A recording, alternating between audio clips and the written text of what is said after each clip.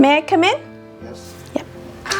Okay. Hi, my name is Vanna. I'm going to be your CNA for today.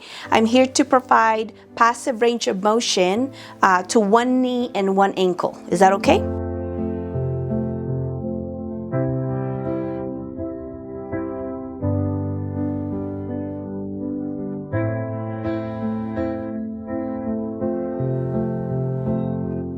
If you are experiencing any pain, let me know and I will stop the procedure.